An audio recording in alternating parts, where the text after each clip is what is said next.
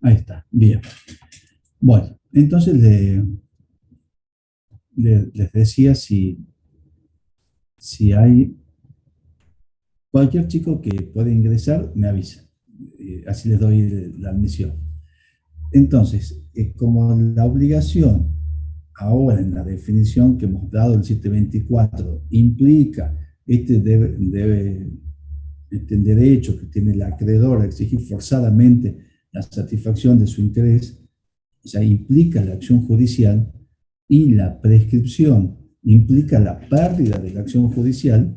Entonces, si yo pierdo la acción judicial, ya también voy a perder la obligación, porque la acción judicial forma parte del concepto de obligación. O sea, si no hay acción judicial, no habría obligación. Entonces, todo eso lleva, y es la tesis que tiene el doctor Pizarro, es que esa posición que tenía Colmo en absoluta minoría, soledad, antes, durante la vigencia del Código Civil, a la luz del nuevo código, eso se resignifica. Y Pizarro toma esa posta y dice, y define a la prescripción liberatoria como la pérdida de un derecho, ya no la pérdida de una acción judicial, sino la pérdida del derecho, o sea, sería la pérdida, la prescripción liberatoria sería la pérdida del derecho de crédito. Lo que se pierde es el crédito mismo en razón del transcurso del tiempo y de la inacción de las partes. Eh, de todas maneras, eh, antes se la definía como la pérdida de la acción judicial. Ahora, por ahí se la está definiendo como la pérdida del derecho de crédito. Hablo de la prescripción liberatoria como la pérdida del derecho de crédito. De todas maneras, yo creo que eso apunta un poco al efecto de la prescripción, y eso es correctísimo, obviamente. Pero en cuanto a lo que es en sí misma la prescripción, me parece que eso puede generarle confusión a ustedes y sobre todo quizás también confusión el día de mañana cuando ejerzan la profesión de abogados y vean cuál es la dinámica en sí que tiene la prescripción. ¿Por qué? Porque hay un diseño procesal, digamos así, de la prescripción liberatoria, puesto en el mismo Código Civil y Comercial de la Nación. Que esto ya lo tenía también el Código de Vélez, ya esto está indisolublemente vinculado a la prescripción. Y miren lo que dicen las normas. Primero, que la prescripción puede ser articulada por vía de acción o por vía de excepción. O sea, yo puedo hacer un juicio para decir, mire, señor juez, yo quiero que sea un juicio de mera certeza, pero juicio ordinario al fin.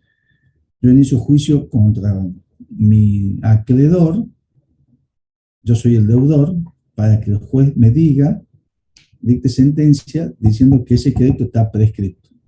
No es una vía muy usada ni muy conveniente de hacerla en todo caso. Es mejor, dada esa situación, que sea el acreedor el que inicie la acción de cobro y que yo pueda oponer la prescripción.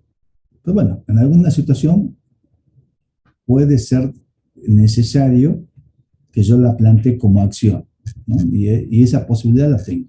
Y si no la dijese acá, la tendría también, porque no afecta al orden público y es una manera que se puede ventilar judicialmente. Bien, vamos a admitir a Nico Lampazona, que está en la sala de espera. Bien, ahora, eso, primer concepto, se puede articular por vía de acción o de excepción. Pero un concepto, otro tema muy importante. El juez no puede declarar de oficio la prescripción. O sea, en cambio, en la caducidad, sí, el juez puede aplicar de oficio las normas, es la función del juez. Pero la prescripción adquisitiva no puede declararla de oficio. Y después, otro artículo que complementa esto también, dice que la prescripción debe oponerse dentro del plazo para contestar demanda en el juicio de conocimiento o para oponer excepciones en los procesos de ejecución. Y que los terceros que comparecen en el juicio en su primera presentación. Eso lo regula específicamente. Entonces, si nosotros hacemos funcionar dinámicamente esas normas, ustedes van a ver que si la obligación está prescripta porque transcurrió el plazo legal, pongamos que ya vamos a ver los plazos, que yo tenga 5 años de plazo y ya voy en el año séptimo, está prescripta. Pero igual yo podré iniciar la acción judicial, porque el juez no me la va a rechazar, elimine porque está prescripta, porque el juez no puede aplicarla de oficio. Entonces el juez, yo presentaré la demanda, si está caduca, que es otro supuesto distinto, el juez me dirá, estando caduca la norma no al lugar. En cambio, estando prescripta no me lo puede decir, porque el 2552 le opta ese análisis. Entonces el juez le va a decir en esa demanda que ustedes ingresen, téngase a la doctora o al doctor fulano de tal por apersonado, por domicilio constituido, por interpuesta demanda en tiempo y forma, córrase y traslado a la contraparte. Da curso a la prescripción. O sea que yo sí tengo acción judicial porque de hecho fui al juez, la presenté y me la admitió. Y cuando corran traslado a la contraparte al momento de contestar demanda tiene que oponer la defensa de prescripción. Y si no lo opone a la defensa de prescripción, caduca la posibilidad de oponerla con posterioridad.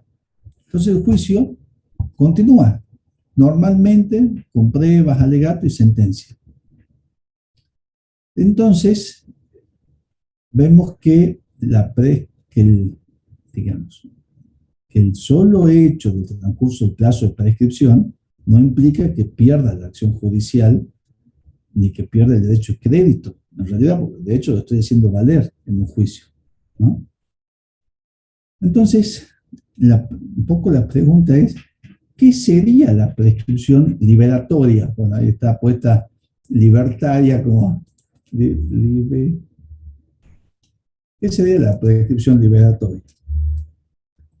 Y acá vuelvo al Código Civil de Vélez y un poco al diseño procesal que tenemos en el 25, 51 y 52, y podemos decir que la prescripción es una facultad del deudor, ¿sí? Como una facultad procesal, si queremos, del deudor, que se ejerce por vía de acción o de excepción,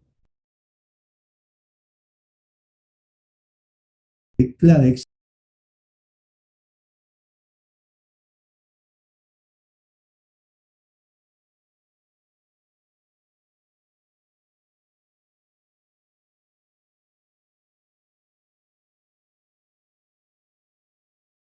o transcurrió el plazo, lo mismo se puede iniciar la acción judicial porque la deuda sigue siendo legítima y real, ¿no? Esto es que ya vamos a ver los fundamentos. Incluso hay jurisprudencia, por ahí después fue mutando, pero la jurisprudencia que considero que es ajustada a los principios que rigen nuestro derecho civil patrimonial, si yo inicio demanda por como un juicio que está prescrito, y la otra parte me opone la defensa de prescripción, que esa defensa me tiene que correr traslado, y yo me allano a la defensa de prescripción y digo, sí, es verdad, está prescripto, las costas deberían ser por el orden causado, porque yo no estoy transgrediendo ninguna cuestión de creditoria, por decirlo así, en reclamar un crédito prescripto, porque la deuda es real y es legítima. Por algunas otras razones se da esta solución que ya la vamos a ver. Entonces eso podría hacer que las costas sean por el orden causado. Esos son criterios en realidad, ¿no? Bien. Bueno. Ahora, un punto que está en el programa se llama elementos. Bien simple. ¿Cuáles son los elementos para que se configure la prescripción liberatoria?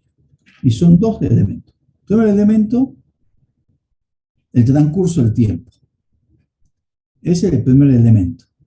Y en el transcurso del tiempo hay dos reglitas o dos subreglas también simples. La primera es que toda acción, la regla general, es que toda acción es prescriptible. O sea, toda acción va a tener un plazo de prescripción. La excepción es la imprescriptibilidad. Y eso está pensado, por ejemplo, en los juicios de la materia penal, en los juicios de lesa humanidad, son imprescriptibles. Y por ahí en derechos reales, los bienes del dominio público también son imprescriptibles. O sea, nadie puede instalarse en un parque nacional, hacer una cabaña y después de 20 años pensar que va a ser el dueño, porque esas tierras son imprescriptibles. Y la segunda regla que hay, esto ya positivo, digamos, ya bajado a nuestro derecho positivo, es que la regla también es que toda acción tiene un plazo general de prescripción, que es a los 5 años. Entonces ustedes ya tienen que saber que si hay una, como para ubicarse, es decir, la regla es que sea prescriptible. Entonces yo ya sé que va a prescribir. Tendría que fijarme si está dentro de la excepción. Y lo segundo es que sabiendo que es prescriptible, yo ya sé que el plazo general es 5 años. Y podrá haber, por excepción, un plazo mayor para ciertos casos particulares o un plazo menor para ciertos casos particulares. Pues yo ya sé que la regla son 5 años. Entonces me tendré que fijar si hay un plazo mayor o un plazo menor. Y si no encuentro ningún plazo, ni mayor ni menor, tengo que estar a los 5 años, ¿no? Bien. El segundo elemento es la inactividad del acreedor. En realidad es la inactividad del acreedor y también del propio deudor, porque hay veces que hay actos del deudor, como por ejemplo un reconocimiento, que interrumpen la prescripción. Entonces no tiene que haber actividad de ninguna de ambas partes. Bien. Profesor, Ahora, Doctor, una sí, consulta.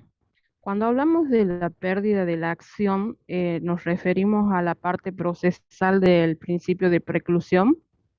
¿Está relacionado con eso? eh, ya volvemos. Espérame 2 segunditos. Ahí ya metimos. Cuando usted se refiere, a ver, dígame nuevamente la pregunta, disculpe. Que la pérdida de la acción, digamos, no perdemos el derecho, lo que se pierde es la acción por causa, digamos, del tiempo. Eso se refiere, está relacionado con el principio de la preclusión en cuanto a los plazos procesales cuando entablamos la demanda. Bien, mire, está bien la pregunta. Tenemos un principio procesal que sí aplicamos, que es el de la preclusión procesal, y ese lo tenemos, ¿sabe cuándo? Porque en el diseño procesal que tiene la prescripción, el deudor la tiene que oponer al contestar demanda en esa oportunidad. Si no lo hace en esa oportunidad, no lo puede hacer después. Y eso es como consecuencia del principio de preclusión procesal, ¿no?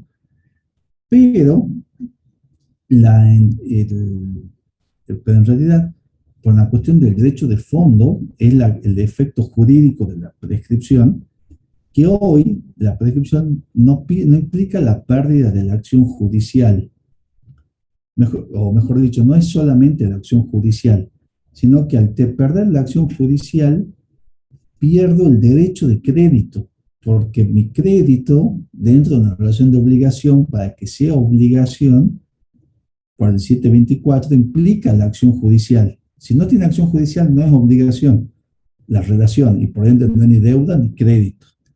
Entonces, por esa vía del derecho de fondo, es como que se pierde el derecho de crédito.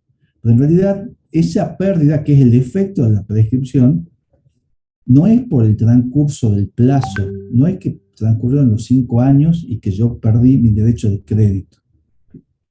Eso es que yo haya interpuesto, o sea, que haya transcurrido el plazo, que me hayan hecho una presentación judicial en mi contra, que yo haya articulado la excepción de prescripción y que el juez le haya hecho lugar. Entonces, la sentencia que hace lugar a la prescripción tiene por efecto la extinción del derecho de crédito. Pero no es el plazo solo, automático, porque en el diseño procesal el juez no la puede declarar de oficio. Entonces, si yo ingreso una demanda y el plazo está prescripto, el juez no me va a decir nada y le va a dar curso. Si la otra parte no contesta demanda, o si contestando demanda no pone la prescripción, ahí se opera la prescripción procesal que usted dice, no lo puedo hacer en adelante, y el juicio continúa normal. Esa diferencia por ahí no surge clara cuando uno lee los textos y parecería que la prescripción fuese el solo vencimiento del plazo. Entonces, ahí surge que dice, no, si otro está prescripto, no puedo hacer acción, no lo puedo demandar. Y técnicamente sí podría hacer la demanda y va a prosperar a las resultas si me oponen o no la prescripción, ¿no? Bueno, no sé si se aclaró o se complejizó la cuestión, pero por ahí viene Hay que estudiarlo más a cuestión. fondo. Ya vamos a seguir repasando. ¿Ah? Bueno, Sí, no hay Quizás lo problema. digamos, se sí. entiende mejor. A mí me pasó, por ejemplo, que me mandaron de un estudio de abogados que tenía una deuda de agua de hacía por lo menos 7 años, que cuando Bien. era, digamos, también otro dueño. Entonces, como usted dice, como ya había operado la prescripción, yo tuve que poner un abogado y oponer eso, y la deuda quedó, digamos, en nada. Perfecto. Y hay muchas veces, también le va a pasar a ustedes, que los van a consultar algunos clientes, también reciben notificaciones así de bancos o de entidades que deben más de 5 años de deuda que está prescrito. El asunto es que a veces lo citan y es como que lo ofrecen de una forma de pago muy accesible, con quitas, con largas cuotas.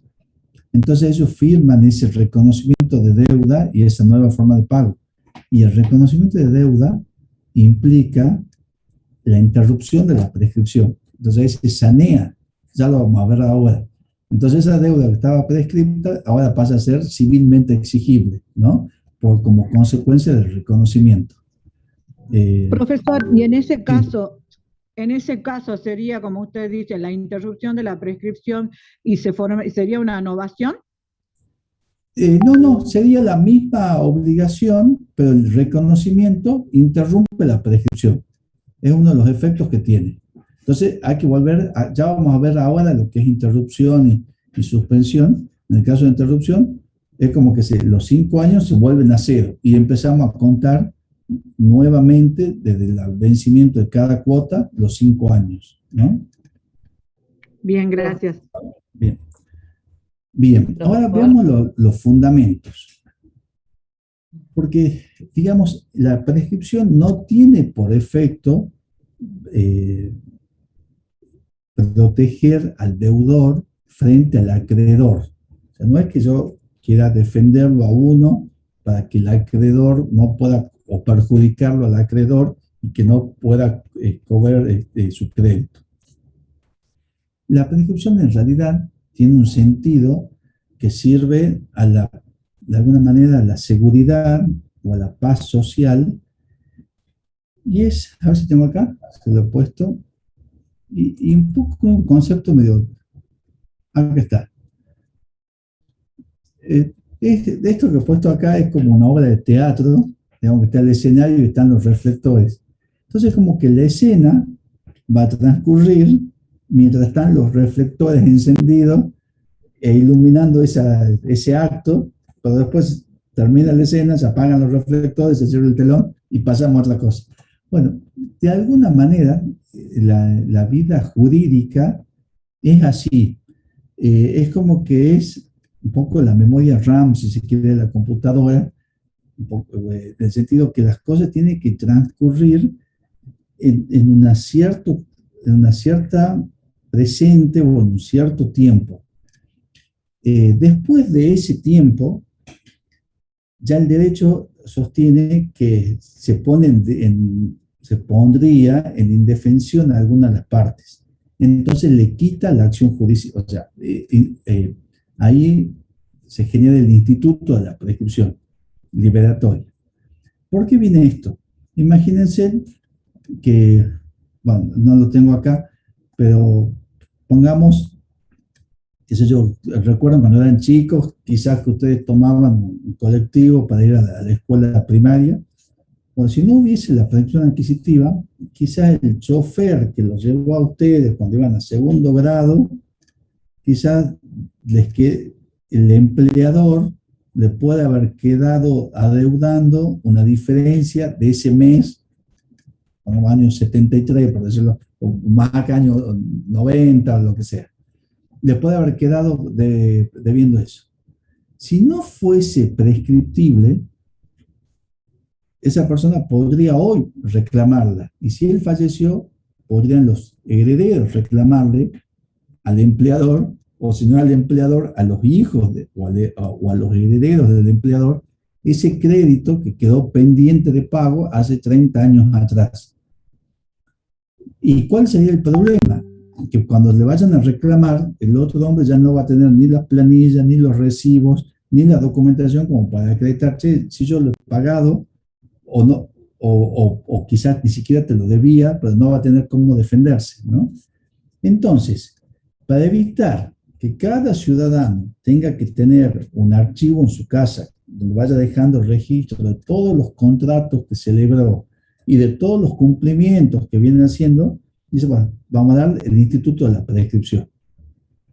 Igual pasa con las empresas que hacen millones de contratos o cientos de contratos por día o por mes, que los tienen que guardar y están los archivos. Bueno, ahora con la digitalización eso por ahí va cambiando, pero hasta ahora las empresas contratan lugares de empresas de custodia para tener los archivos de la documentación. Pero eso la tienen por los últimos 5 años, o un poquito más, pero no más de eso.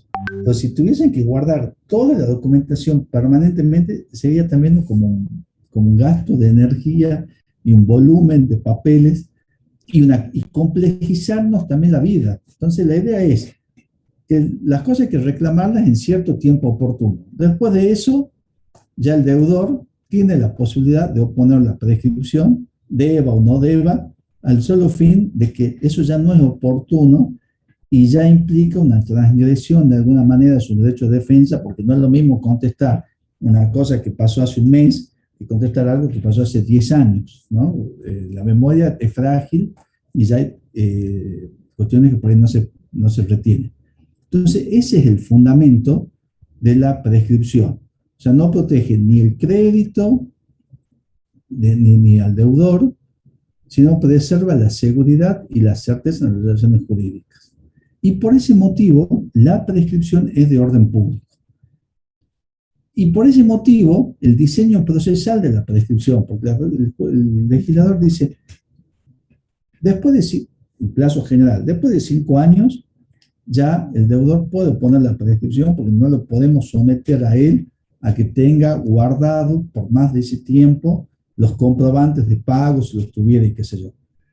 Pero si el deudor quiere presentarse en el juicio y decir que pagó, lo puede hacer.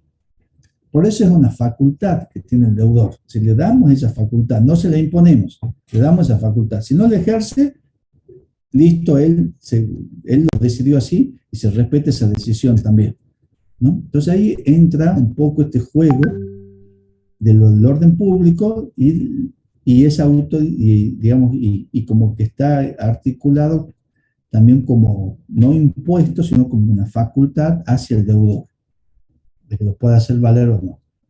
Bueno, otro punto, yo les voy siguiendo un poco los puntos del programa, ese carácter de las normas. Entonces, esto se refiere, son imperativas, las normas pueden ser imperativas o de orden público, que son lo mismo, o pueden ser también supletorias, que son aquellas normas que pueden las partes modificar o pactar en contrario. Entonces, por ejemplo, la pregunta sería, ¿la prescripción es una norma imperativa o supletoria? La norma en sí misma, en cuanto a lo que se trata de la prescripción adquisitiva, es una norma de orden público, entonces es imperativa.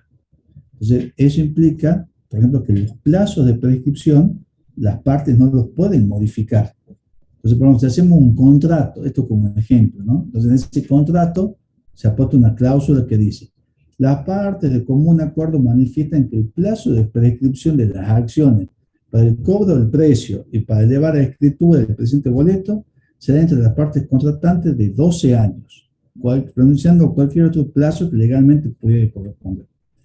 El plazo de prescripción, según el Código Civil y Comercial para esta acción, sería de 5 años, ¿no? Entonces acá las partes han dicho 12 años. Entonces la pregunta es válido o no esta cláusula? Acá la respuesta sería no, porque la prescripción afecta el orden público y los plazos son imperativos e indisponibles por las partes. Entonces, nula. Entonces, la cláusula es nula y se tiene por no escrita. Tanto si se amplían o si se reducen, porque no se pueden modificar. Bien. Bueno, en cuanto a los sujetos, también otro detalle que ya lo han visto de alguna forma, es que la prescripción la puede oponer cualquier deudor y va contra cualquier acreedor. En eso no hay problema. Pero también la puede oponer el tercero interesado.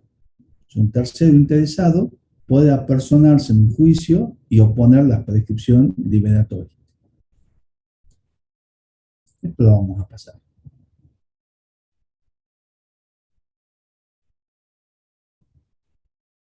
Yo estoy hablando de prescripción liberatoria y por ahí se distingue de la prescripción extintiva, que algunos dicen que son sinónimos, pero yo creo que sí vale la pena diferenciar. La prescripción liberatoria es la prescripción ya dentro del Código Civil y Comercial, que a mí me va a generar, una vez que tenga sentencia y que quede firme, va a implicar la liberación de mi derecho de crédito, o la liberación de mi deuda. O sea, es como que el acreedor va a perder su derecho de crédito. O sea, la prescripción liberatoria tiene que ver en el ámbito de deudor y acreedor. Entonces, cuando este acreedor reclama a su deudor aquello a lo que legalmente se ha obligado, se emplean los medios legales para eso, si hubo inactividad y hubo transcurso del plazo, este deudor puede oponer la prescripción liberatoria. Y ya vamos a ver la prescripción extintiva, que es muy parecida, pero ya la vamos a ver enseguida.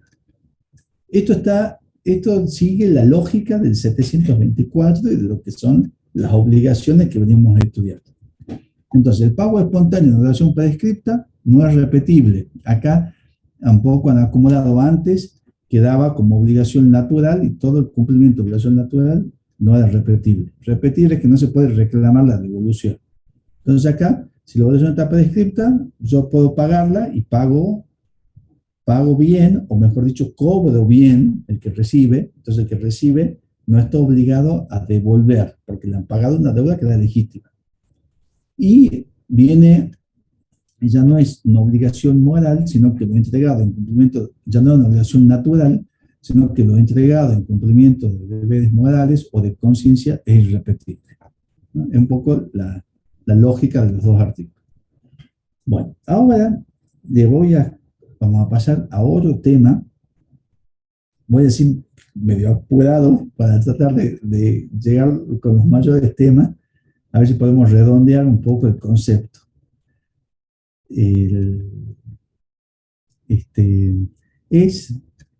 Porque un elemento fundamental de la prescripción es el tiempo, es decir, un transcurso de un plazo.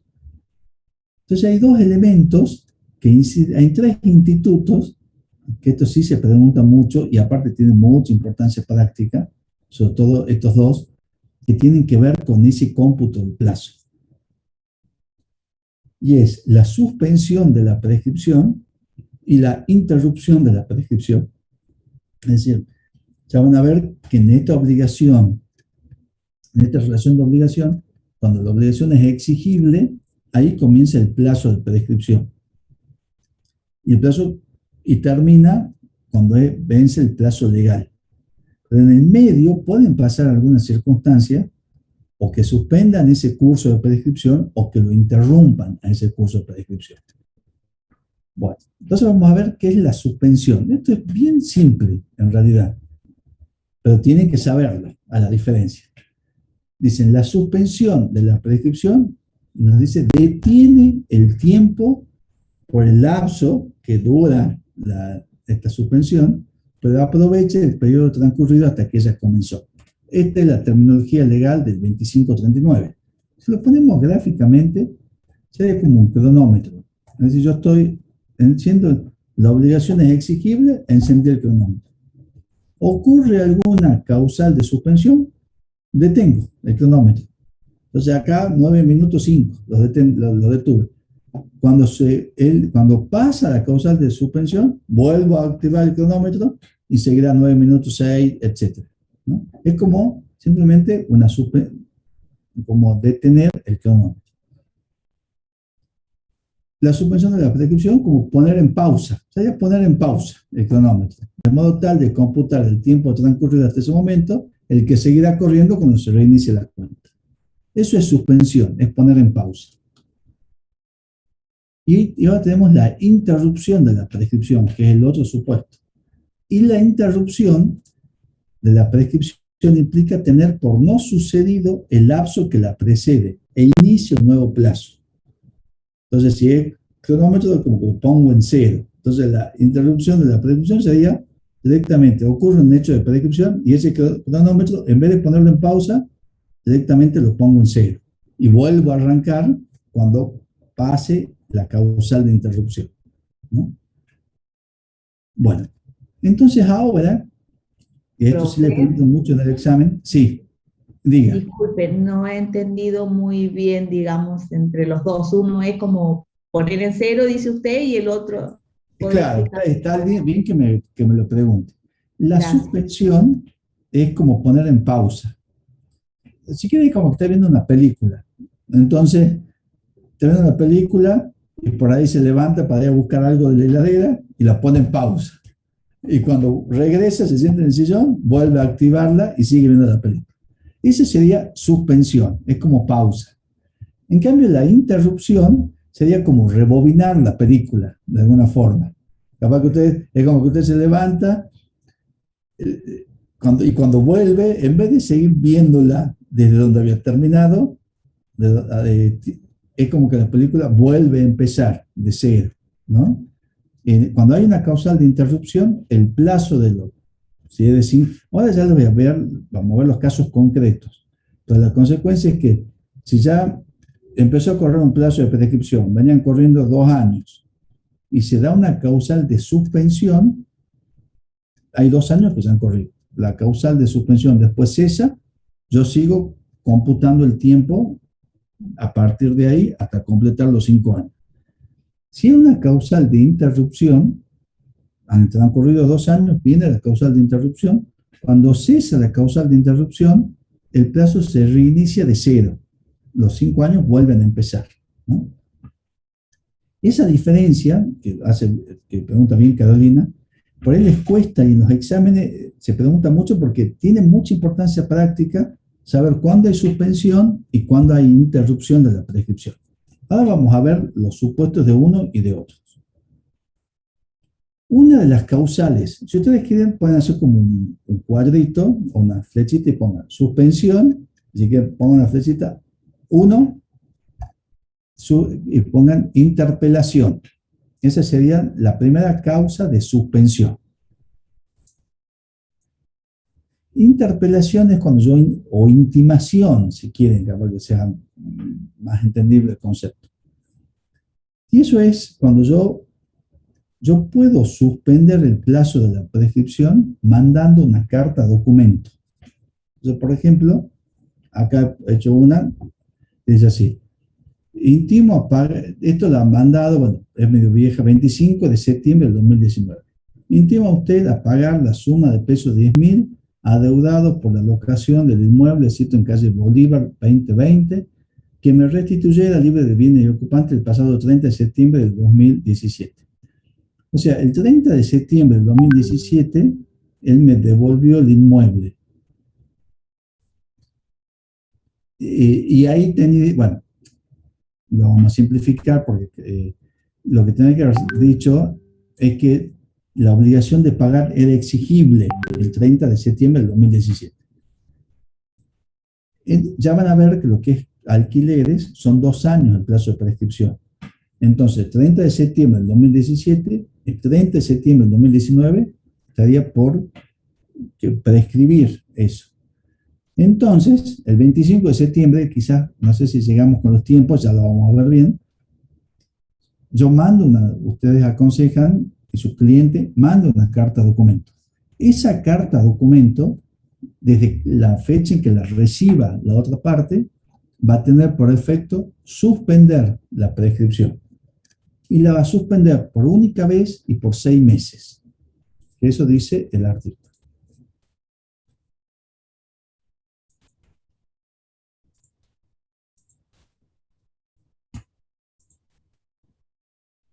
Suspensión.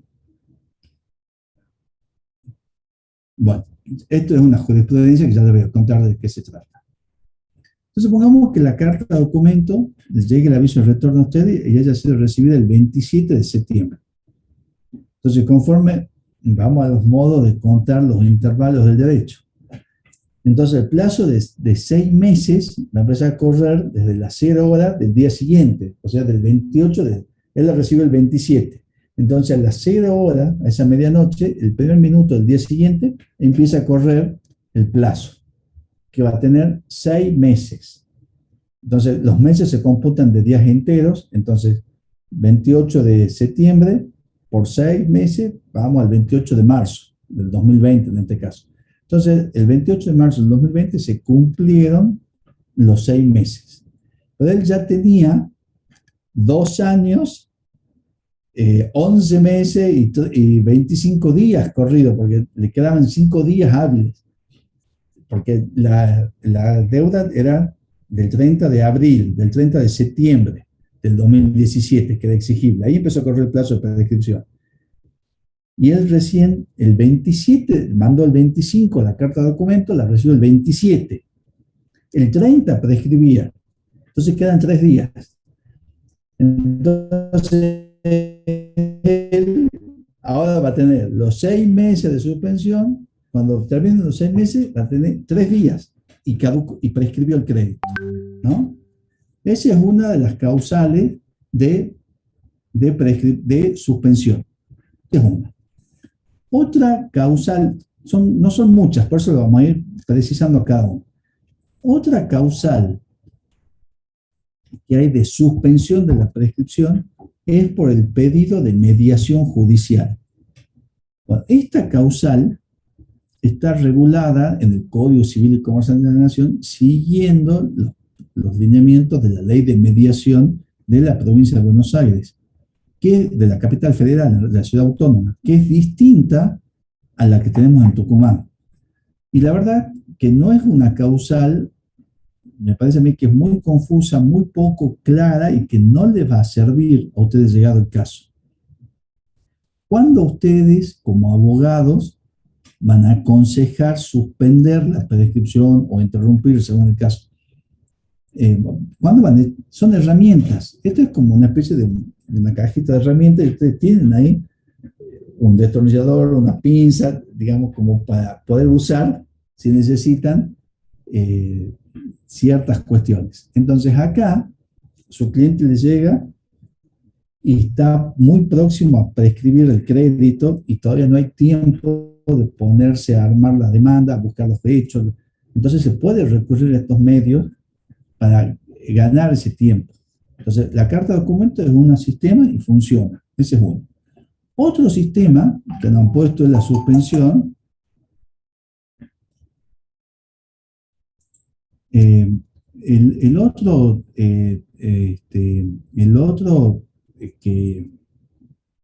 sistema es el de suspensión por mediación. Es otra herramienta que le da el código.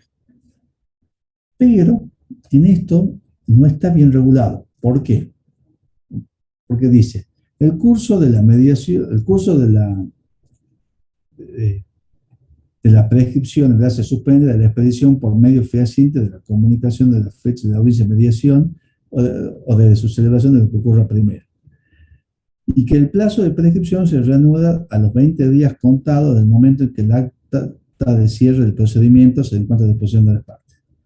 Bueno, ¿qué es lo que...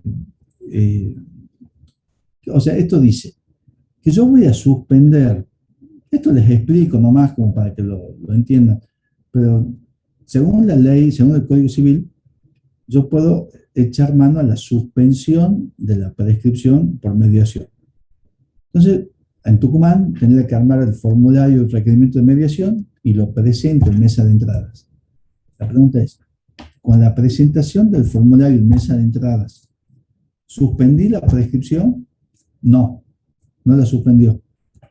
Porque el sistema que adopta la ley es distinto, porque en Buenos Aires no se presenta en mesa de entrada de tribunal, se presenta ante el mediador.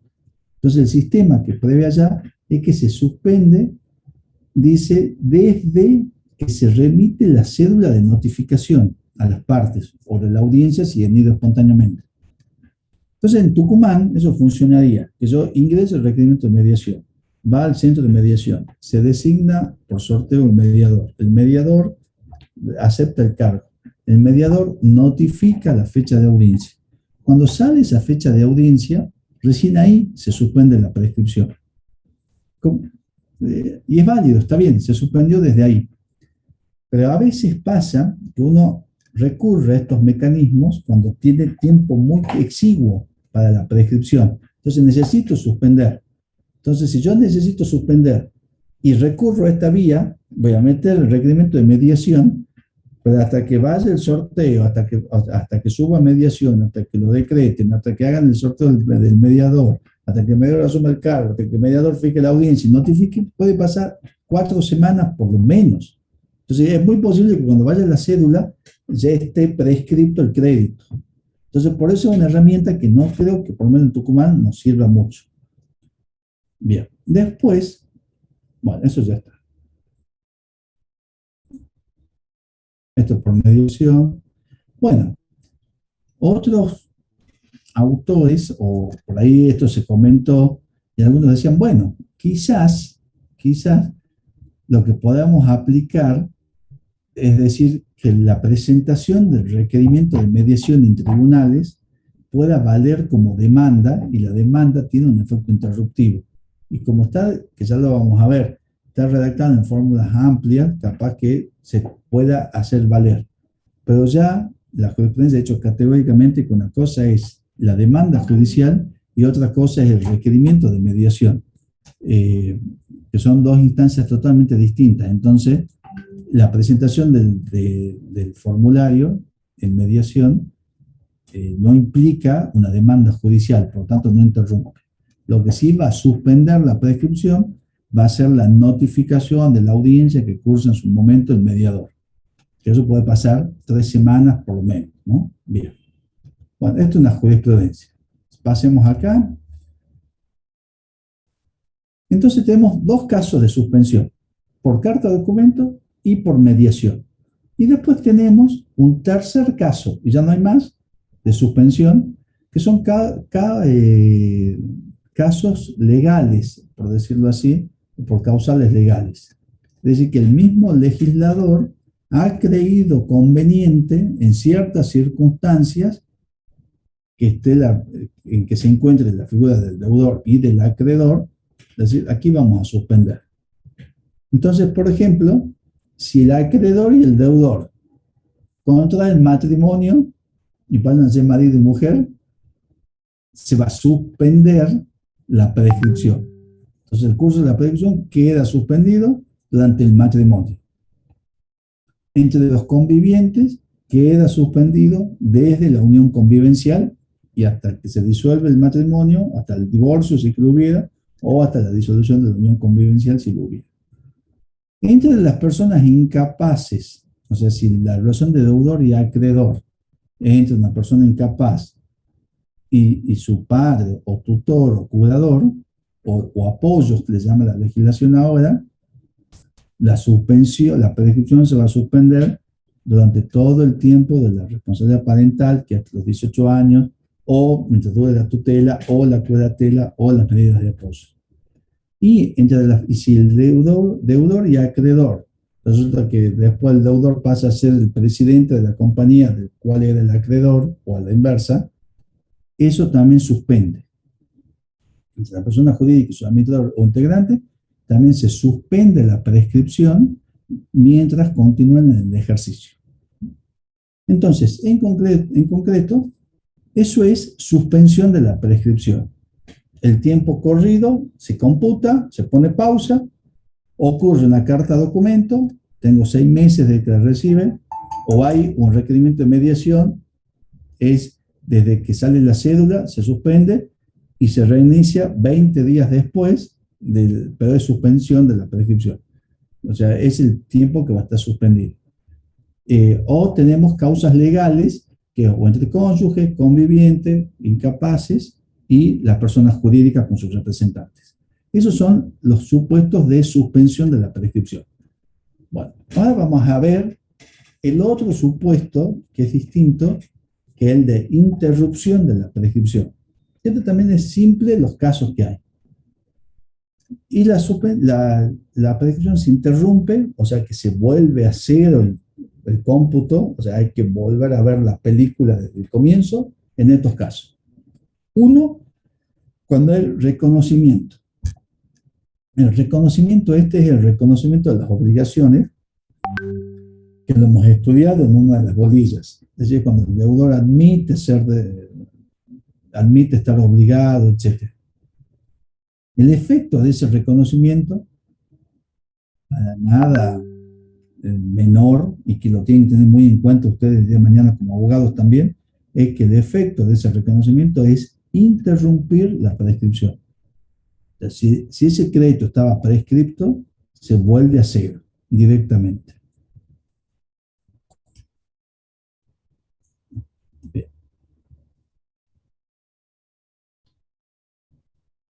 Bueno, otro supuesto de interrupción de la prescripción, que este sí es muy, muy útil y lo pueden usar muchísimo, otro supuesto de interrupción de la prescripción es el de la interrupción por petición judicial, que es por demanda judicial.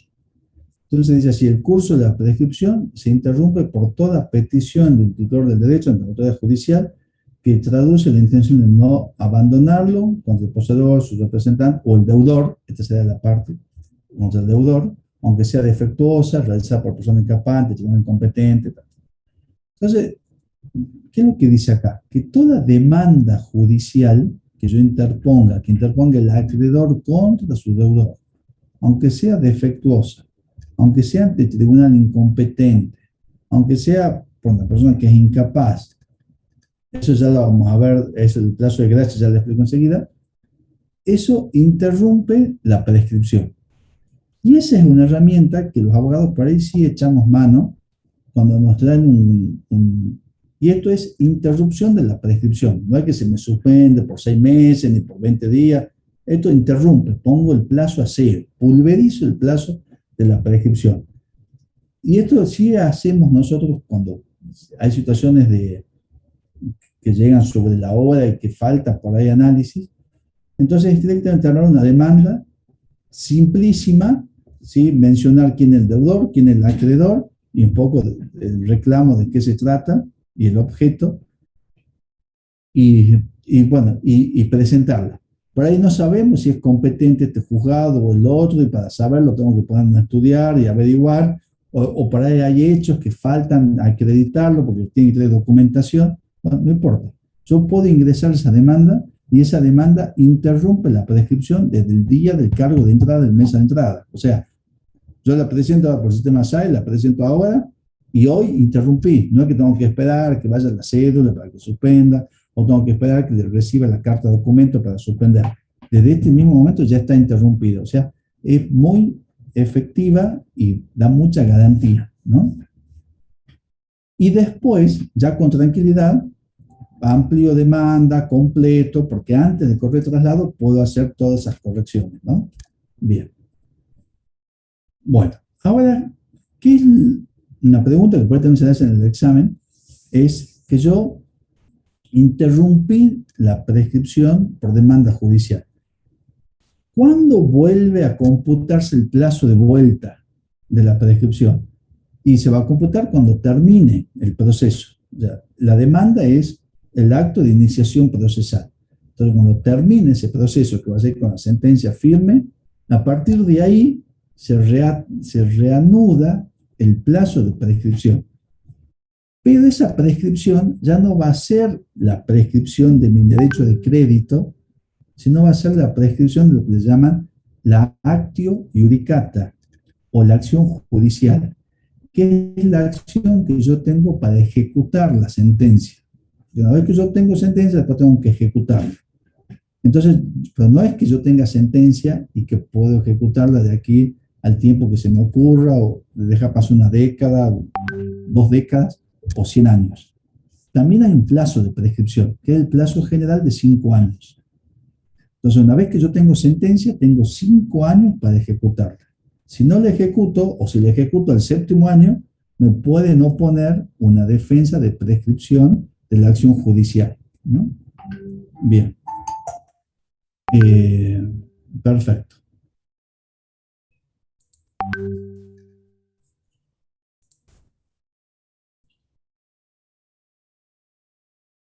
Esto ya está.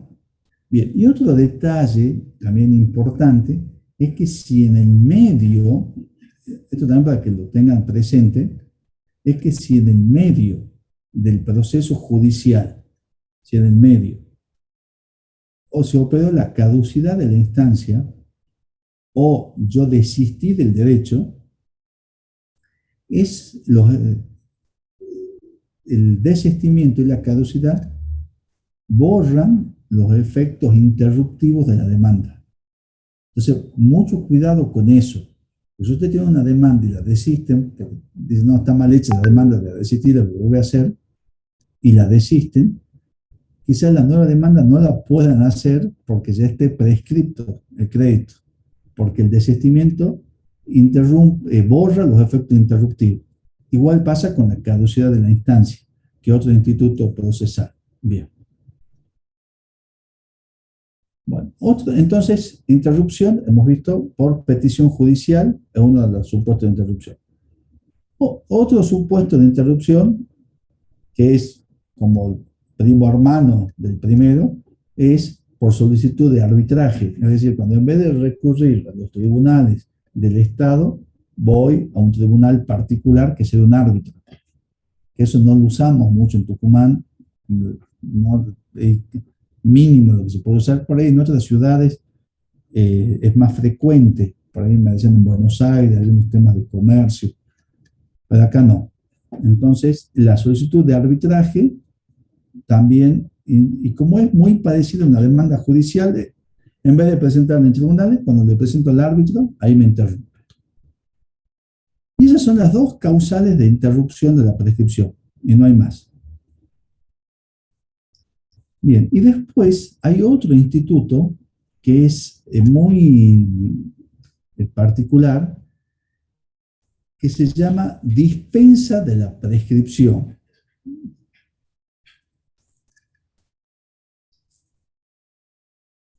Que la dispensa de la prescripción es como un antídoto o como una contradefensa a la defensa de prescripción. Yo soy el acreedor, inicio el juicio, el deudor me opone la prescripción y está prescripto. Entonces yo tengo un antídoto contra eso y es decirle, mira, en realidad lo que ocurrió es una dispensa de la prescripción o pedir la dispensa de la prescripción y tengo que acreditar que hubo dificultades de hecho insalvables que me han impedido iniciar mi demanda dentro del plazo de prescripción, o que hubo maniobras dolosas, esto lo he visto muy poco realmente, ¿no? A este instituto, que han obstaculizado que puede ejercer la acción. Bueno, y en ese caso yo tengo que, digamos, que hacer valer la dispensa, es como que yo soy el acreedor. hay una situación insalvable. eh, no sé si ahora por la pandemia se podrá haber tomado, capaz que no pude volver del extranjero, estuve varado, y eso se dio capaz que un plazo de prescripción corto, bueno, por ahí un plazo de un año, que hay plazos de un año, ya lo vamos a ver, estuve en el extranjero, entonces varado, entonces por ese motivo no pude iniciar la acción judicial acá. Pero entonces, en cuanto vuelvo, tengo 6 meses para iniciar la acción judicial y la inicio. Sí, y después, si el otro me plantea la prescripción, yo ahí puedo, ya lo vamos a definir, ya un poquito más tranquilo, ya lo vamos a ver esto con más detalle. Ahí tendría yo que acreditar, mire, señor juez, yo no pude plantear el juicio antes porque estuve varado y tengo que acreditarlo, ¿no? Bien. Ahora la pregunta es a esto, ¿cuándo yo la planteo la dispensa? Porque esto por ahí los autores lo plantean también. Pero si uno lo entiende, que esto es como un antídoto a la prescripción, uno dice, ¿cuáles son las opciones que se dan? Uno dice, en el mismo escrito de demanda del crédito, se da una opción. Al contestar, el traslado de la excepción de prescripción que me ponga el otro sería la segunda opción. Imagínense la situación. Una persona viaja, viajó a Estados Unidos de vacaciones, fue el tema de la pandemia, no pudo volver, estuvo exactamente un año y un mes en Estados Unidos. Cuando regresa, va a iniciar el juicio y se da con que puede estar prescripto. Entonces algunos dicen, como él ve que está prescripto, él puede ahí decir, señor juez, vengo a iniciar este juicio, que si bien está prescripto, planteo la dispensa de la prescripción y aclaro que no lo pude interponer porque yo estuve en Estados Unidos, estuve varado, aquí acredito el pasaje de ida, acredito el pasaje de vuelta, acredito con las disposiciones ministeriales que me han impedido de volver, etcétera, etcétera. Entonces es como que lo plantea ahí. No está mal, en realidad, plantearlo ahí. Ahora, desde el punto de vista estricto, como la prescripción es una facultad que tiene el deudor, que podrá o no usarla. Entonces yo de alguna manera me estoy anticipando a que el otro plantee una excepción que quizás no me la plantee. Me puedo anticipar, no hay problema. Pero quizás sea más prolijo yo venir y demandar normalmente. Y si el otro me opone la prescripción, cuando me corran traslado de la prescripción, yo voy a decir, mire, señor juez, vengo a poner la dispensa, porque en realidad esto no está prescripto por patatí patatá. Bueno, son dos posiciones que hay. Algunos dicen en el escrito de la demanda y otros dicen cuando contesten el traslado, ¿no? Como que no hay una opinión de cuál es cuál, que ya queda un poco a criterio de cada uno de ustedes también, ¿no? Bien. Bueno, hay otro tema bien interesante que es el plazo, de cómo se computa el plazo. Vamos a hacer un pequeño descanso para que recuperen fuerzas, pero no va a ser más de 10 minutos. Y ahí vamos a ver cómo se computa el plazo de la prescripción en la prescripción liberatoria y desde cuándo se computa el plazo en la prescripción extintiva, ¿no? Que también son temas interesantes. Son la 1:15, 1:25. ¿Le parece? Volvemos. Sí, profesor. Bueno, Gracias. hacemos así entonces. Buenísimo.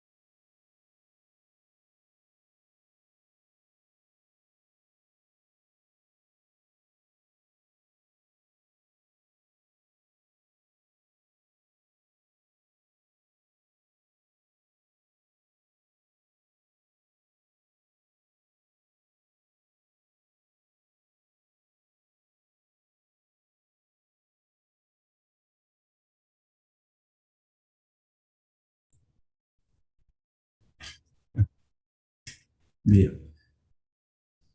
Bueno, chicos, si están por ahí todavía, podemos retomar entonces la clase. Eh, es básicamente sobre cómo se computa el término de la prescripción, porque uno de los elementos, digamos, de la prescripción, uno de los elementos fundamentales es un tiempo, es decir, hay un transcurso de tiempo. Entonces, por ahí es que ustedes puedan saber desde dónde se inicia, cuál es el límite inicial de ese transcurso y cuál es el límite final. Vamos a ver. Siempre, y esto lo decía López de Zavalía, es que los plazos, digamos, hay que distinguir como dos momentos. Hay un límite inicial y un límite final. Y a su vez el límite inicial, para simplificarlo, es como los mojones de un kilómetro. Entonces este mojón marca 6,29, kilómetros 6,29. Entonces ese sería como el límite inicial, y la distancia que hay hasta el mojón 630, el mojón 630 sería el límite final. Y lo que hay en el medio sería el plazo, ¿no? En este caso, 1 kilómetro. Y a su vez, lo que decía López es que estos límites eran bifrontes, en el sentido que tenían dos caras, porque el límite inicial de un plazo es la 0 hora del día que empieza. Y el límite final del plazo anterior es el de las 24 horas de ese día anterior. O sea, hay un punto que es el límite inicial del plazo que principia y el límite final del plazo que se extingue, ¿no? Porque es la 0 hora, digamos, un segundo, una fracción de segundo, lo que divide a esos dos límites. Bueno, entonces vamos a ver cuándo empieza a correr el plazo de la prescripción liberatoria. Bueno, con algunas normas generales con respecto a plazos, que esto es de Civil 1, pero el plazo de prescripción se computa por días, siempre se computa por días corridos. Entonces, si es un plazo de 5 años, yo tengo que tomar, o vamos a un plazo más corto, que en realidad no hay plazo de meses, pero si son 5 años, son 5 años corridos. Entonces, y se computan los plazos de fecha, lo dice el Código Civil y Comercial, se computan de fecha a fecha. A veces uno, hablo por mí mismo, a veces en los contratos de locación que son por 2 años, uno pone este contrato va a principiar a partir de la medianoche, a partir del día de hoy, pongamos el 1 de julio, y que va a empezar el 1 de julio, de modo que va a vencer indefectiblemente a la medianoche del 30 de junio de aquí a 2 años. Y en realidad, o sea, a los fines uno lo puede poner porque eso es disponible. Entonces, como que yo pago julio y tengo que pagar junio, y ya el 1 de julio de aquí a 2 años, ya es un nuevo contrato. Pero el código dice, en realidad, que los plazos por años o por meses se computan de mes a mes, enteros. O sea, el 30 de agosto, un mes, al 30 de septiembre.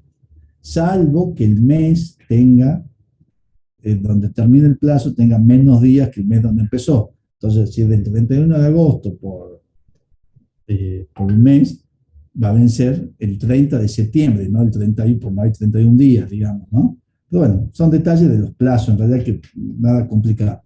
Pero sí hay una sola cuestión, que eso sí nos facilitó también la reforma del Código Procesal. Y es del Código Civil y Comercial, y es un concepto que viene del derecho procesal. En el derecho procesal, los plazos, a diferencia de lo que ocurre en el Código Civil, los plazos no son corridos, sino que son hábiles judiciales. Y ahí se había planteado, en temas judiciales, que si a mí me vence un plazo, por ejemplo, tal día, en realidad, conforme al Código Civil, vencía la medianoche de ese día, y tribunales cerraba a la 1. Entonces, a la tarde, yo ya tenía vencido el plazo, o sea, tenía vigente todavía el plazo para interponer la demanda, pero ya estaba cerrado tribunales.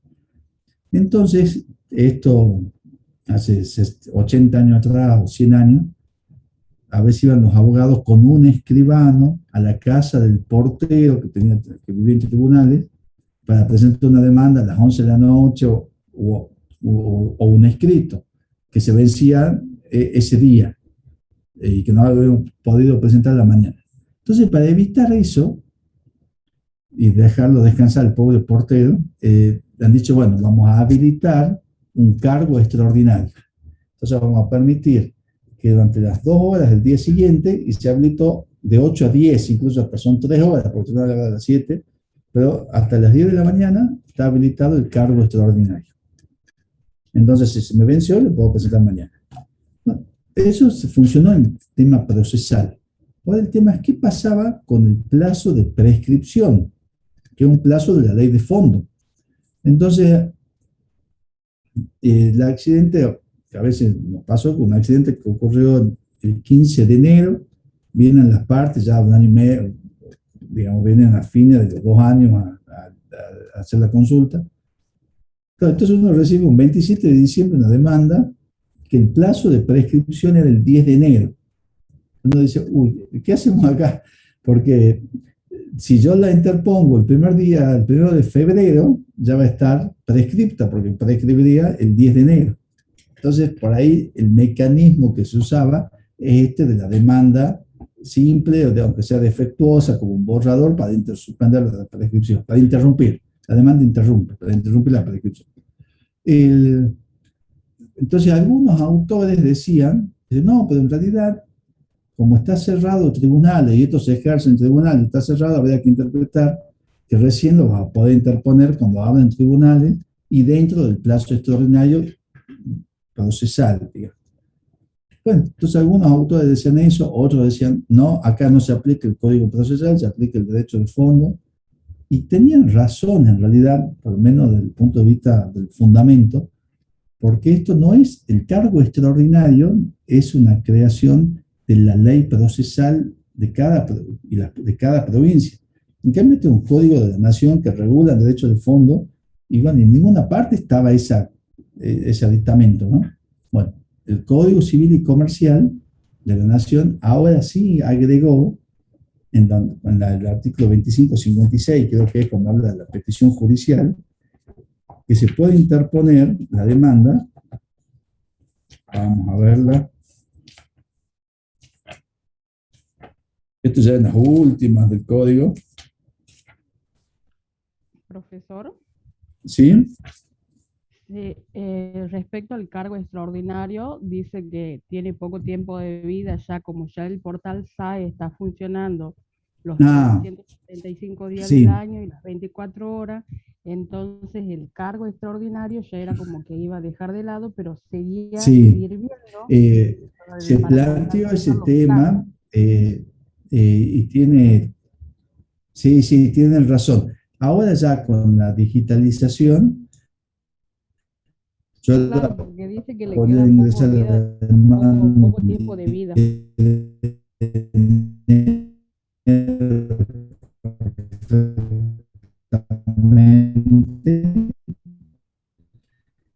Y además poder ingresarlo a la ordinaria. Y habíamos participado a nivel informal, entonces se había planteado también la posibilidad de suprimirlo ya directamente.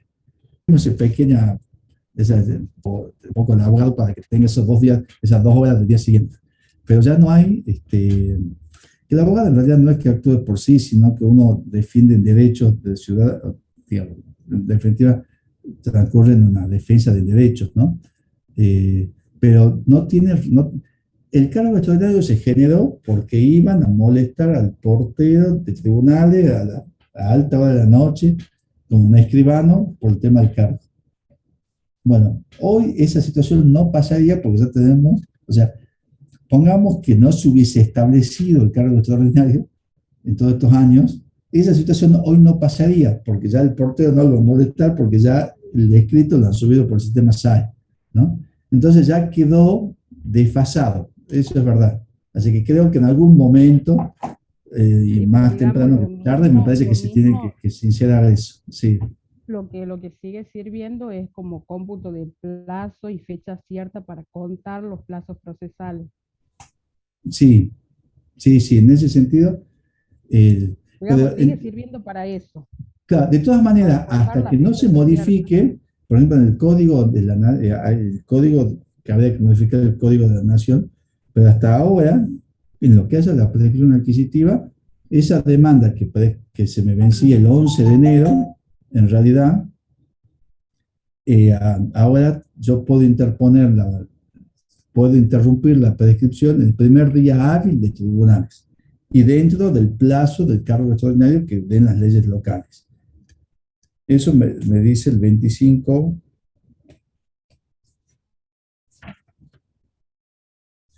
Acá dice, ante el tribunal, en el plazo de gracia previsto en el ordenamiento procesal aplicable. O sea, ese plazo de gracia eh, tiene efectos para la prescripción por este artículo, siempre que los códigos lo establezcan, ¿no? Si los códigos no lo establecen, no va a haber plazo de gracia ya alguno, ¿no? Sí, digamos, Y en el Código Procesal de Tucumán sí, pero también está a través de las acordadas. Sí, sí, se lo sigue estableciendo, sí, pero a través de acordadas, digamos. sí, yo coincido con usted que el cargo extraordinario ya perdió razón de ser con la digitalización y en algún momento ese plazo de gracia va a salir, ¿no? Bien, Sí, no, sí, dijeron que había que hacer una nueva reforma. así que bien, ahora estamos en la prescripción liberatoria, o sea que implica una relación de obligación y es que hay un crédito y una deuda y es el titular de este crédito, que es el acreedor, el que inicia el juicio. Entonces, ¿desde cuándo empieza a correr el plazo? Y el plazo comienza a correr desde que eh, al costa, el plazo empieza a correr desde el día en que la prestación eh, es exigible. Eso dice el artículo 2554. Entonces tenemos que repasar cuándo la prestación es exigible. Bueno, sabemos que la prestación es exigible cuando el tiempo de pago ha llegado. Entonces, si el plazo es expreso y cierto, será el día ese fijado en la obligación, 30 de enero, 15 de abril, el plazo que se fijó. Si es un plazo incierto, el día que ocurre el hecho que se sujetó el plazo, el fallecimiento de una persona, si ese es el plazo, se trata de un seguro. Y si es un plazo tácito, desde el momento en que de que deba cumplirse esa obligación, eh, por ejemplo, si yo alquilé un carro cañero para la zafra, desde que terminó la zafra, ese sería el momento. Ahora, hay una sola cuestión que eh, se complica, que es con la de plazo indeterminado. Esto dice, porque la regla es que la acción que no ha nacido no se prescribe, digamos, esa es la regla. Entonces, si no es exigible, es como que no nació la acción judicial y por ende no está prescrita. Hasta ahí estamos más o menos de acuerdo. El tema pasa cuando el plazo es indeterminado. El plazo indeterminado, propiamente dicho, es aquel que no tiene plazo y que yo tengo que ir a un juez a que fije el plazo. Entonces, si el plazo es indeterminado, la, la pregunta es, ¿desde cuándo empieza a correr la prescripción? Porque si yo tengo que fijar ante el juez un plazo para que el juez diga cuándo se tiene que cumplir, recién cuando se diga cuándo tengo que cumplir va a ser exigible esa obligación, entonces recién la prescripción va a empezar a correr desde que eso sea exigible. Entonces mientras no se fije plazo, nunca va a ser exigible y mientras no sea exigible, no van a hacer la obligación.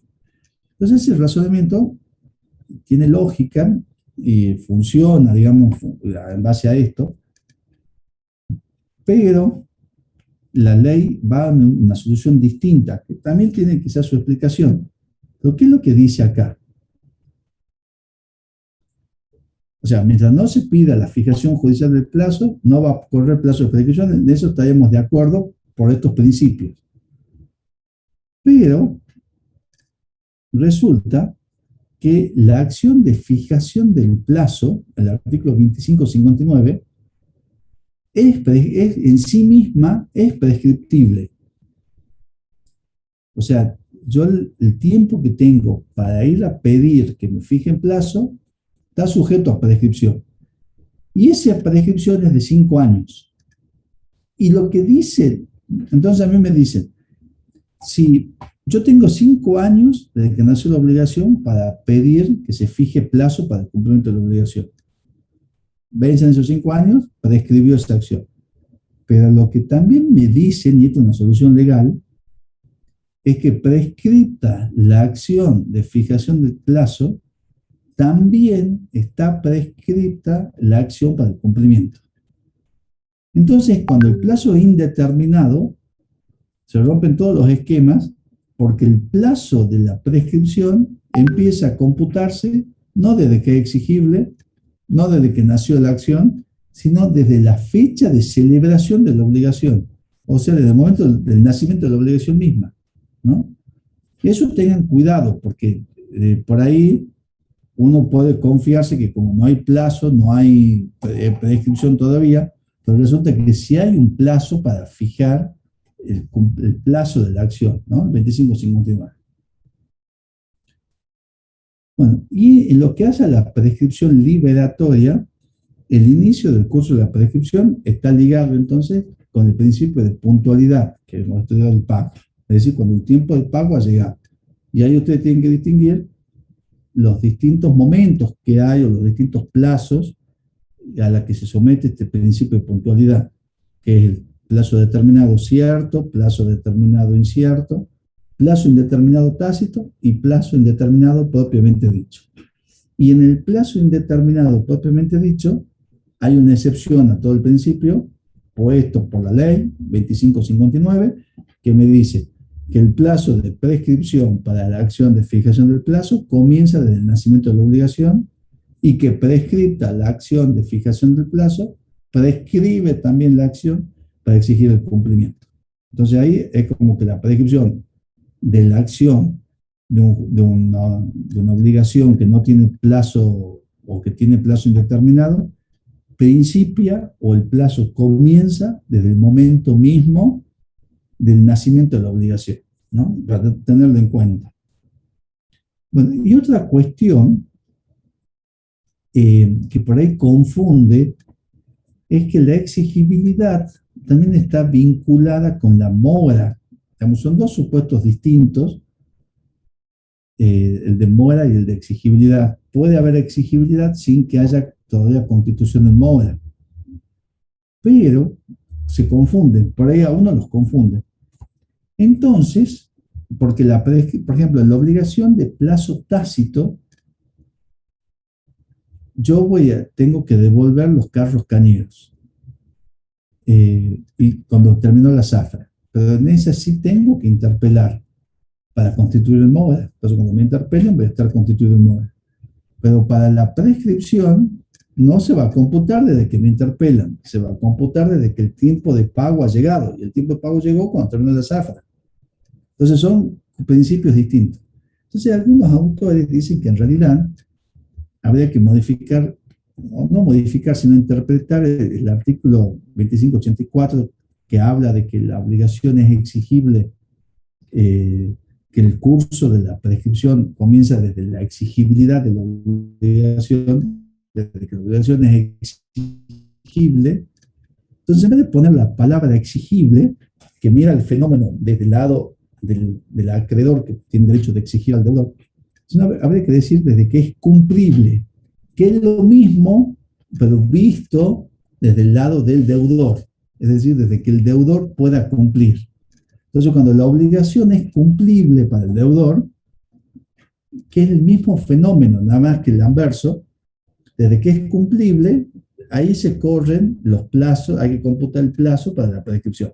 Puedo decir que es exigible también. Lo que pasa es que exigible, por ahí, en algunos casos, confunde, porque a veces, para que sea exigible, yo tengo que haberlo interpelado y constituido el mora. Entonces, voy a decir, bueno, pues si no estoy en mora, no es exigible. Pero es que la mora no tiene nada que ver acá. Entonces, y como la exigibilidad por ahí está vinculado, porque recién digamos, en algunos supuestos, esto es un tema ya de obligaciones, obviamente, en algunos supuestos, digamos, yo tengo que constituirlo en MODA para que sea exigible, entonces eso me puede hacer algún ruido. Acá nos tenemos que olvidar de la MODA totalmente. Entonces yo creo que lo más llano para olvidarse de todo eso es decir, de que es cumplible, es decir, poner en vista al deudor, porque de último el deudor es el que va a ejercer la prescripción, el que va a oponer la prescripción. Entonces, desde que el deudor y ustedes mismos en la cabeza o en el lugar del cliente, decir, bueno, a ver, usted tendría que haber cumplido en ese día. Bueno, desde ese día hasta acá se corrió o no el plazo, como para empezar a computar, ¿no? Técnicamente el mismo momento, pero me parece que está más simple dicho de esa forma. Bien, pues son las contracaras. Bien, y después, Argañarás, que es un hombre que escribió, fue un vocal de la corte, que escribió un solo libro, que es sobre prescripción. Y es un libro muy bueno porque un montón de inquietudes que él tenía sobre el tema las plasmó en ese libro.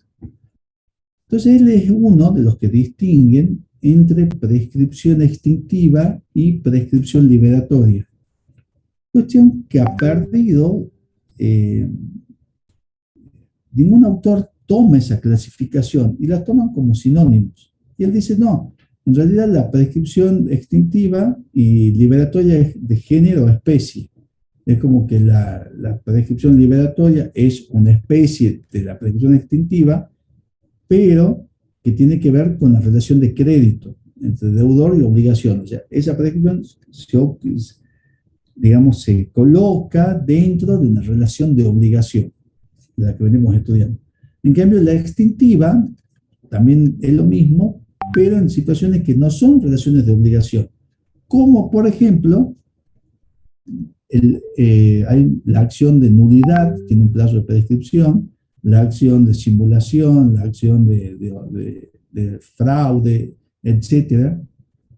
Entonces son acciones que tienen un plazo de prescripción, pero esa prescripción no es prescripción liberatoria, porque no se trata de un crédito que se reclama, sino se trata de otro supuesto distinto, que es similar, que es un género al que participa la prescripción liberatoria.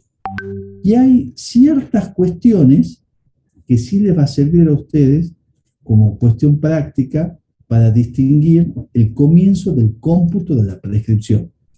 Porque si se trata de la prescripción liberatoria, la prescripción empieza a correr desde que la obligación es exigible o desde que es cumplible. Ustedes pueden ver cuál de ese cara y contracara utiliza. Es el mismo momento, ¿no? Visto de distintos ángulos. Entonces, es una regla sencilla y fácil. Ahora, cuando estamos en otro tipo cuando estamos en la prescripción extintiva, el plazo empieza a correr desde que la parte tuvo conocimiento de la situación. Y esto nos pasó en el Tribunal de Ética. Yo estuve en el Tribunal de Ética del Colegio de Abogados, y por ahí había que interpretar si estaba o no prescrita la acción. Y eran las grandes discusiones porque había que ver desde dónde se computaba el plazo, si tenía que tener conocimiento o no. Entonces uno decía, no hace falta que tenga conocimiento. Desde que la obligación se cumplió, bueno, eran todas las disquisiciones. En ese momento no teníamos clara esta distinción de Argañarás, porque ahora teniéndola clara, uno se da cuenta que en la prescripción liberatoria, el plazo de prescripción empieza, como digo, que es exigible. Ahora, en la prescripción extintiva, en todos los supuestos, el plazo de prescripción empieza a correr desde que la parte tuvo conocimiento. Y eso es una cuestión jurídica, porque yo no le puedo someter a las partes a que tengan un plazo de prescripción que lo está perjudicando y que ya está corriendo, cuando no han tenido la posibilidad de ejercerlo porque ni siquiera sabían que existía ese plazo o esa acción, ¿no?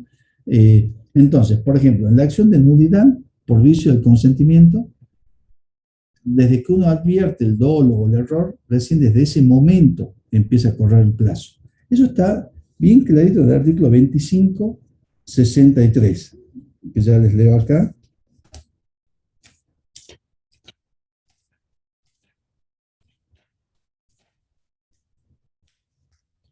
Dice así.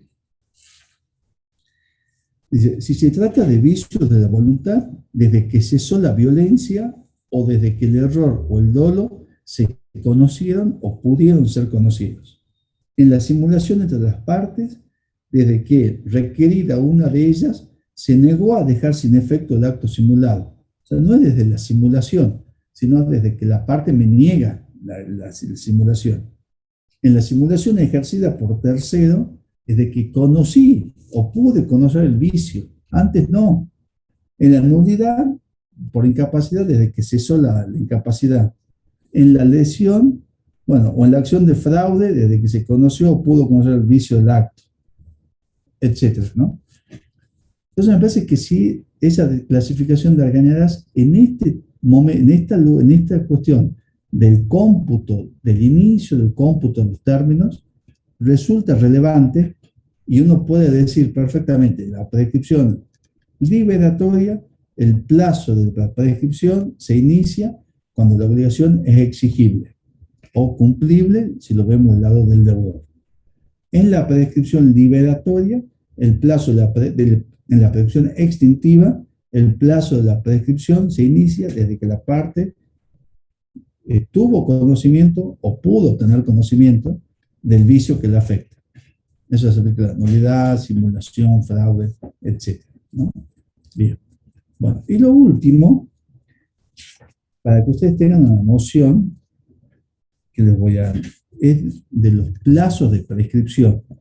Esto sí tiene importancia práctica también. O sea, uno va al libro, lo lee y es suficiente, pero en realidad son plazos que por ahí es bueno que ustedes ya lo tengan medio incorporados en su cabeza como radar, para poder, como escáner, para poder detectar en los casos que le toquen a ustedes si hay o no una prescripción, sin necesidad de tener que ir al libro, ¿no?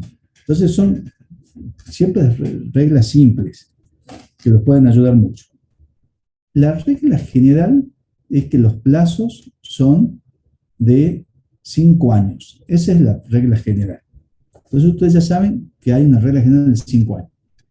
Ahora hay plazos especiales, agravados. Hay un solo plazo agravado, que es muy puntual. Reclamo del resarcimiento por daño por agresiones sexuales infligidas a personas incapaces. O sea, agresiones sexuales a personas incapaces. En eso prescribe a los 10 años la acción de daño. Bien, y después que los delitos de lesa humanidad son imprescriptibles directamente. Después tenemos un plazo de prescripción de 2 años. De 2 años tenemos la nulidad, prescribe a los 2 años, los accidentes de tránsito, los accidentes de trabajo, disculpen, la enfermedad de trabajo, a los 2 años, todo aquello que se devenga por periodos de años o plazos, como ser cobros de expensas, cobros de alquiler, prescribe a los 2 años. Bueno, la revocación de la donación por ingratitud a los 2 años y la acción de fraude a los 2 años.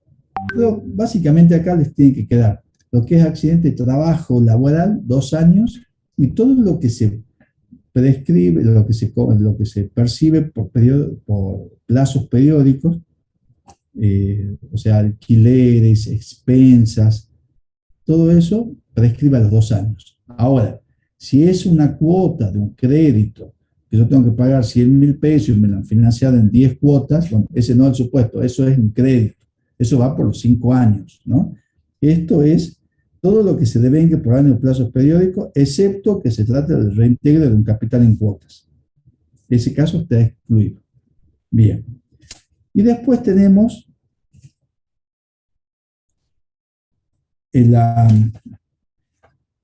digamos, todo lo que es la declaración de nulidad y de no punibilidad, son 2 años, y después un plazo de 1 año, que son casos muy puntuales, vicios redimitorios, acciones posesorias, el reclamo del constructor, un tema muy puntual del contrato de obra,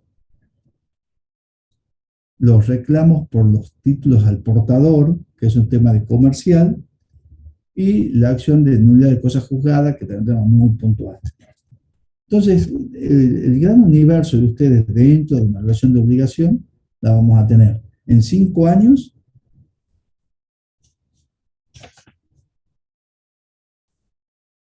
y la vamos a tener en 2 años.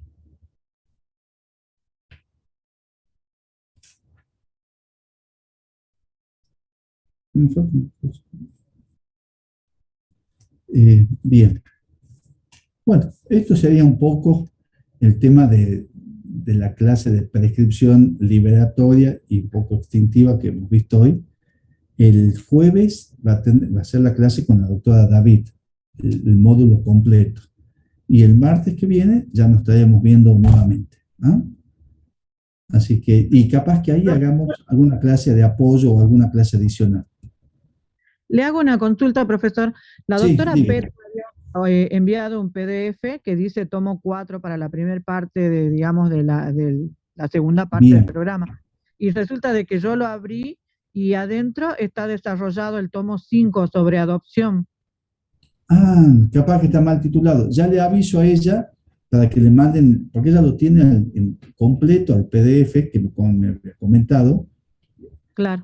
para subirlo al aula. Yo como por ahí hay problema de autor, dije, bueno, lo mandemos privadamente en el grupo de WhatsApp.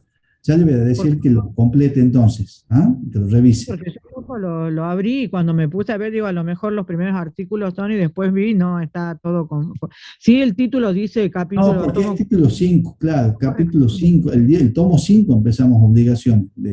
Ya le voy a decir que está mal titulado para que lo corrija. Por favor, muchísimas Bueno, como gracias. no, no, por favor. Así que, bueno, si no hay más, buena semana y buen fin de semana después. Y Buenas nos tardes. estaremos viendo el martes, si Dios quiere. ¿Ah? Gracias, profesor. Hasta luego. Hasta luego, profesor. Hasta luego, profesor, gracias. Buenas tardes, profesor. Buen fin de. Muchas gracias.